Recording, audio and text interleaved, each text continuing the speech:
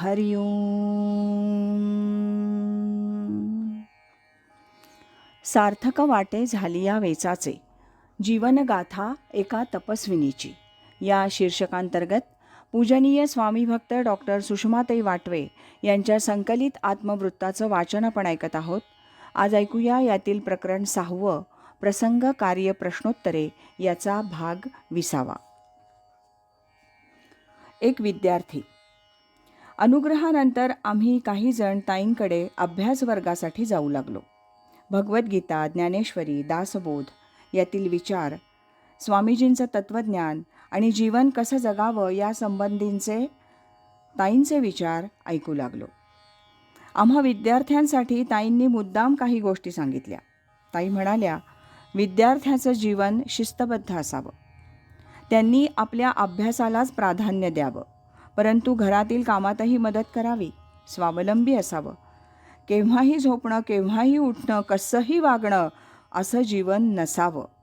वर्षभर वेळ वाया घालवून परीक्षा आली म्हणजे रात्रभर जागून अभ्यास करणं योग्य नाही. रोज किमान 7-8 तासांची झोप या वयात शरीराला आवश्यक असते. रात्री 11पर्यंत झोपावं, सकाळी 6 नंतर अंथरुणात राहू नये. योग्य तो आणि योग्य तेवढा व्यायाम करावा. त्यामुळे बलसंवर्धन होतं आणि चपळताही येते. हॉटेलमधील मसालेदार आणि तेलकट पदार्थ खाऊ नयेत. शक्यतो घरचा डबा बरोबर न्यावा. असं करणं आरोग्यासाठी तर आवश्यक आहेच, पण घरच्या अन्नामुळे देह मन बुद्धीवर चांगले संस्कार होतात. बाहेरचं अस्वच्छ, कोणाच्या तरी हातानं बनवलेलं अन्न हे वेडेवाकडे संस्कार करतं. सर्वच इंद्रियांच्या आहाराविषयी दक्ष असावं. कुठे, काय आणि किती या शब्दांना त्या दृष्टीने फार महत्त्व आहे. काय आणि किती खावं, याबरोबरच काय पाहावं आणि किती पाहावं, काय बोलावं आणि किती बोलावं, काय ऐकावं आणि किती ऐकावं, हातानं काय काय काम करावं, पायानं कुठं जावं, या सगळ्यांविषयी दक्षतेनं विवेकानं निर्णय घ्यावा. अनावश्यक गोष्टींची कामना नसावी. अनावश्यक कामनांची पूर्ती म्हणजे विषयसेवन. विषयच नको असं नाही, तर अनावश्यक विषय नको. प्रत्येक कर्म करताना विवेक जागृत असावा. मी पूर्वी रोज हॉटेलात खात असे.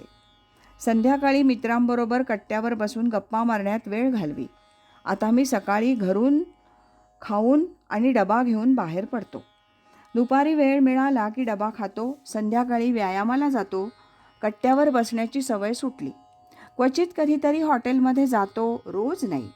अंथरूण आवरणं, स्वतःची खोली आवरणं अशी स्वतःची छोटी कामं तर करतोच, पण आईला मदत म्हणून घरातली बाहेरची बारीक सारीक कामंही करतो.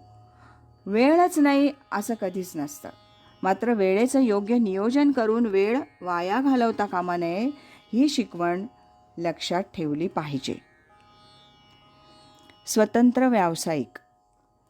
एकदा पूजनीय ताईंकडे गेलो असताना त्या म्हणाल्या, जे आहे ते सगळं परमेश्वराचं आहे. व्यवसाय हा भगवंताच्या मालकीचा असून आपण त्याचे सेवक आहोत असा भाव ठेवावा. खुद्द स्वामीजींचीही त्यांचं दुकान चालवताना हीच भूमिका होती. मला हा विचार फारच आवडला. तसंच मनाशी ठरवून त्याप्रमाणे मी काम करू लागलो. मग मला वाटू लागलं की भगवंताचं काम करताना वेळ वाया घालवून कसं चालेल. मी आता एक क्षणही फुकट न घालवण्याचा आटोकाट प्रयत्न करतो. एकदा व्यवसाय भगवंताचा आहे असं म्हटलं की तिथं काम करणारे सर्वच लोक हे भगवंताचे सेवक होतात. त्यांच्याशी आपले सहकारी म्हणून बरोबरीचं नातं निर्माण होतं. पूर्वीचं मालक आणि नोकर असं नातं न राहता आपण सर्व भगवंताचे सेवक असून सर्व मिळून हे भगवंताचं काम करतो आहोत अशी एक सहकार्याची भूमिका निर्माण होते. आणखी एक गोष्ट, मला उगीचच इतरांना नावं ठेवायची सवय होती. इतरांचे दोषच नेहमी नजरेस दिसत.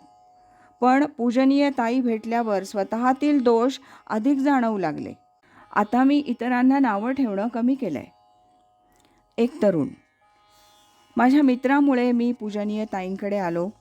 अनुग्रहानंतर नेहमी त्यांच्याकडे जात असे. एक दिवस कार्यालयातल्या काही कामासाठी ताईंनी आम्हा काही जणांना सकाळी 11 वाजता बोलावलं होतं.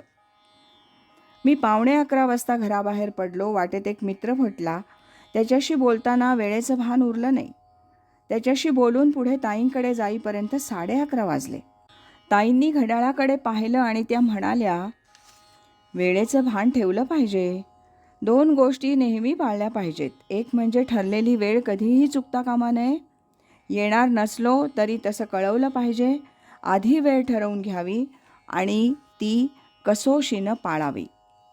सहज या बाजूनं चाललो होतो, म्हटलं डोकवावं. असं कधीही करू नये. प्रत्येक क्षण मोलाचा आहे. गप्पांमध्ये किती वेळ वाया जातो बरं. ठरलेल्या वेळी ठरलेलं काम झालं पाहिजे.